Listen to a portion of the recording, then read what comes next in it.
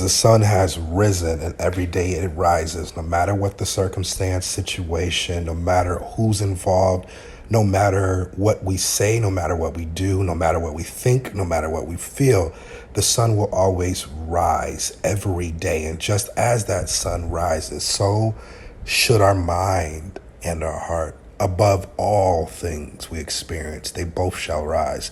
And with that, have courage. Do it with courage. Rise your mind and your heart above all things with courage, because courage is needed in times such as this. We're on day number 12 on our journey with vulnerability, walking hand in hand, side by side, developing this long-term relationship with vulnerability, no different than the relationships we find ourselves in every day. In most situations, the beginning of our relationships, we find a euphoria stage where things are exciting and everything about the relationship seems so amazing. And then we transition into the next stage of the relationship where we see each other face to face for who we are. The fog seems to dismay and it seems to disappear, and you see who you're with. Now we're looking at vulnerability, naked and unashamed. Today we're going to have a conversation that has to do with empathy. Wow, empathy. Empathy is going to be an interesting conversation because it's always being stated that no matter what relationship you find yourself in, a true connection to any relationship, whether it be boyfriend, girlfriend, husband, wife, peer, colleague, teammate, any type of relationship you find yourself in. If there is a lack of empathy, there's generally a lack of connection. So let's go ahead and dive deep into this conversation. And to thrust ourselves into the next atmosphere in this conversation, I'm going to read a quote that we're going to utilize for the ground of our dialogue. And the quote reads, "Vulnerability is the birthplace of love, belonging, joy, courage, empathy, and creativity." So, assumingly saying, if vulnerability is the birthplace, and we think about a mother birthing a child, right? So that's assuming to say that vulnerability, without vulnerability, these things can't be birthed into the world. One of them being empathy. So, what is your thoughts on empathy? Empathy is basically understanding another person's experience by imagining on oneself. So you have to put yourself in you got to imagine their situation as yours. That's interesting. So that word imagine, and we've been, together as a couple, we've I've been talking about this word visualization, like visualizing something, whether it be a dream, a vacation spot, or just a better place we see ourselves in, right? So now what you're saying is there's a sense of visualizing or imagining what somebody else is going, kind of walking it. You're walking in their shoes without Yeah, really walking in their shoes. that takes courage to do that. Yeah, that takes courage, especially if you are in a difficult situation. Let's say from a parent perspective, right? In order to understand your children, and let's say if it's a stressful situation, in order to show empathy, you'd have to let your guard down to some extent. Right, you got to see the world in their eyes. Yeah, yeah, Versus your own eyes. yeah. What are some other things about empathy that I guess it comes to your mind and that you want to have a conversation, if you will, about?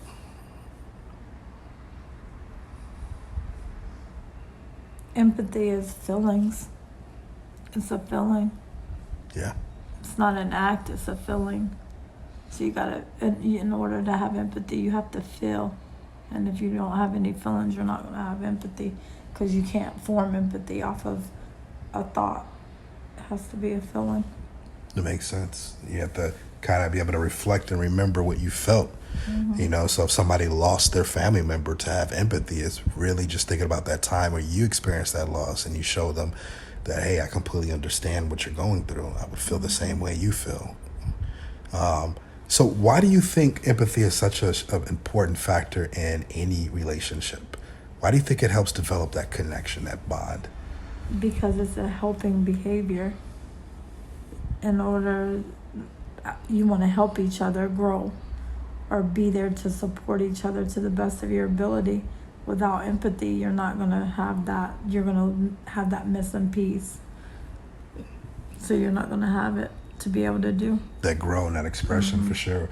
You know, yesterday I was watching a podcast, and I think you may have recalled it because we were looking at it together. But there was a man, he was talking about how important the relationship between the man and the woman is, because he said with anybody else, a man can have courage to share what he has going on, but when he's with somebody, there has to be trust there, because no man would want to Be vulnerable. and have it used against him, right?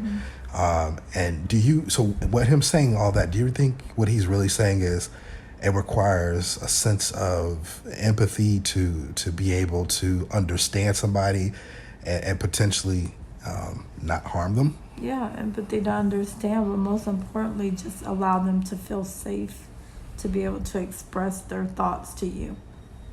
Provide them a safe haven to listen and not be judgmental.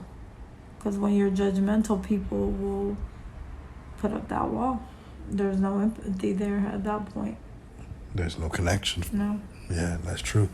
That's true, and I agree with that. And I would even say, to add to it, we should have empathy for ourselves. You know, and sometimes I think we lack that. I think we look for empathy towards other people, meaning like trying to relate to how they feel. But oftentimes I think we're so heavily judging ourselves that, you know, let's say, for instance, we failed to do something on our job or failed to do something, a task or a chore or a standard. We beat ourselves up so much that we lack this ability to really slow down, to understand and kind of give ourselves this permission or the okay, if you will. Right, but it's also the words you use too that will allow someone to feel safe and feel like they can, you know, that you have empathy for them. Because the choice of words you use can definitely build that wall where people don't want to have empathy. That's true. I agree. That's definitely true. That's an evolving conversation for sure, you know, because, you know, some people are so ready to give information to help. Some people are passionate. Some people communicate different. There's so many different cultural styles of communication. And I think without that pause, if you will, to really try to understand each other, there definitely can be turmoil in conversation, especially as it relates to words, right? Because you could be hanging with your friends, you'd be like, man, all F that, or this is my B, you know, this is this and that, and there's no real offense. But then you get to an intimate situation with somebody where you're having a sensitive conversation and they express themselves in such a way that a word that may not be vulgar could be offensive. Right. So I think things matter in context and connection, right? Yeah. So and one of the other things that was stated about empathy is that there is lack of empathy in the world, and therefore, very much so. yeah. What are your thoughts on that, and how? There's a lot of lack of empathy in the workplace. People don't have that. They don't have empathy in the workplace. They want you to just go there, get the job done, and be done. But people get tired of that after a while because you're not showing them compassion. You're not showing them, you know, that they're valued. So when a person feels like they're not valued, they're going to start looking elsewhere. They're not going to be happy. They're not going to perform the best. So how would you know if that is actually happening? Because I've heard people, you know, I've definitely worked in organizations in the past where I've heard employees complain that they weren't valued, or complain that, you know, this was just a task-oriented environment. But those same employees never really were vulnerable and never really received feedback. Like, they were the employees who were always on edge when you give them feedback. So, like, talk me through that. Where does that balance come in? Because in any relationship, there's a balance, right? Right, but you provide the safe haven for them to be able to go to you as the leader, to feel comfortable, to express themselves. It's those that don't feel comfortable that are those people that you're talking about. They block everything. They're not connected. They're not connected because they don't feel safe. So then where does the onus lie? I mean, obviously that has to be self analyzed within themselves and fixed within their self. You can't do as a leader. They're gonna have to want that for themselves. But as a leader, you can provide feedback. You can lay a foundation for them or a plan and help them execute it. But again, it starts with self, because you have to be willing to do those things too in order to grow. Yeah, and and it's an interesting conversation that can really go into any relationship, right? Having the patience with someone, and we know business is much different than a relationship with from a spouse perspective, right? Because business obviously has to do with profit losses, things of that nature, and there's a sense of profit loss within a relationship, but not monetarily, right? It's more like power struggle to more of an extent. So what I mean is, it, even in a relationship between a spouse, wouldn't you think it's important to have check-ins to see how the other person's doing versus? Of course, of course. That reverts back to having empathy, treating someone as you would want to be treated in a situation. So just have empathy. How would you want someone to have empathy for you? Yeah, understanding for sure. Yeah. And do you have any other thoughts on the power of empathy as it relates to keeping relationships connected?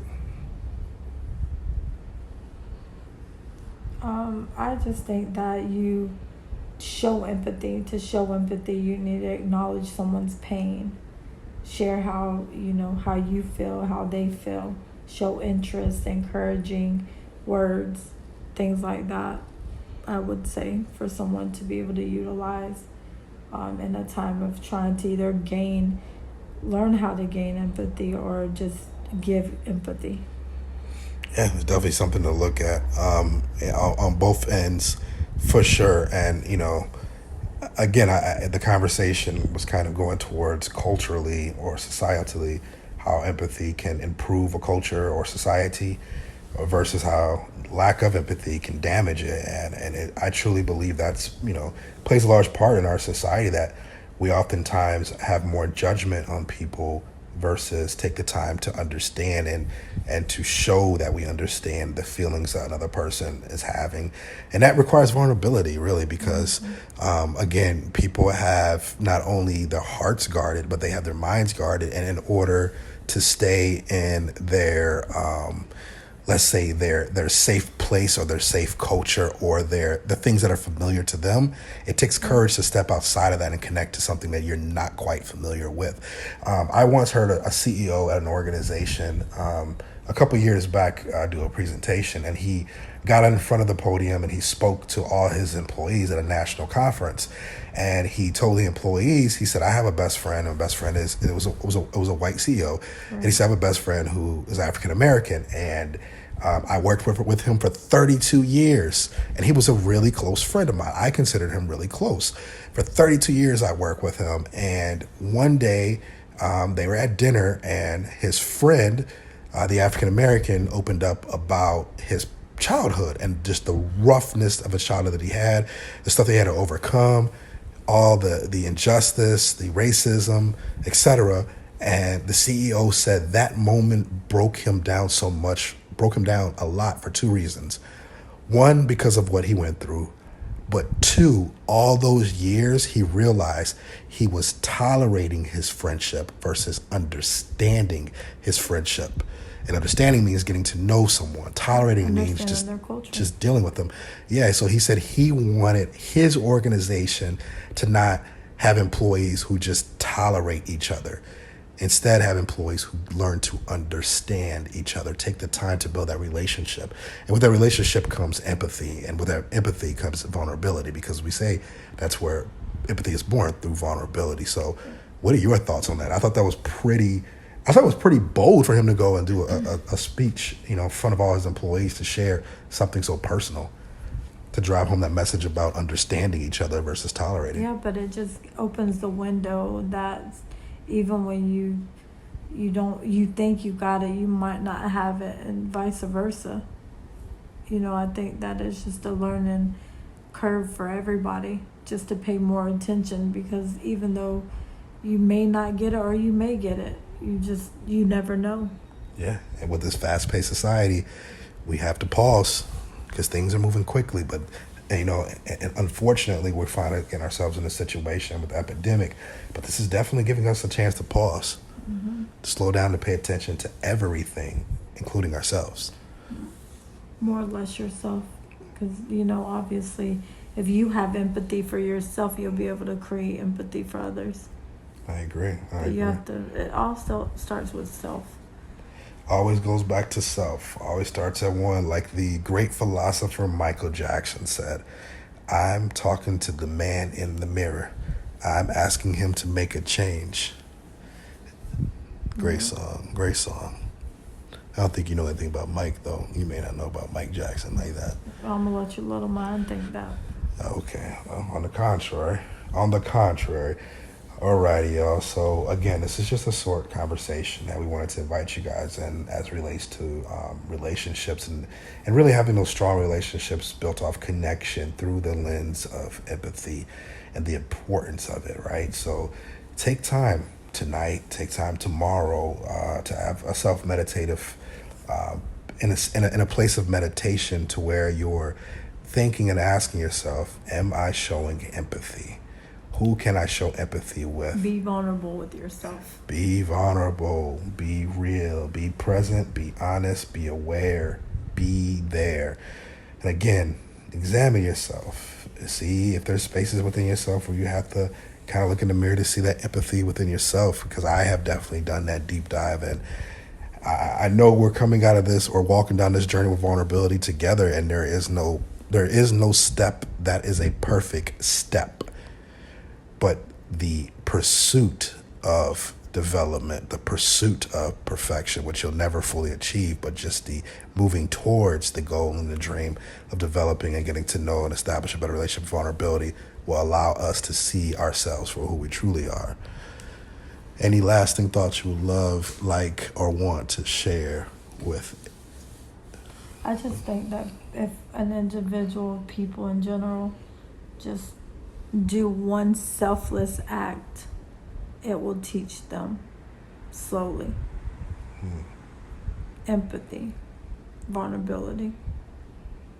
Just do one selfish act every day. Create a habit. I love it. Great conversation. Day 12 in the books, day 12 behind us. As you lay down, rest, and relax in the peace of knowing that you are a courageous conqueror. And with vulnerability, you can see not only what you have to offer and to show the world and to experience in this world, but more importantly, it'll help you create clarity in your life. Be blessed, be prepared, and be ready. Have a good night. Good night.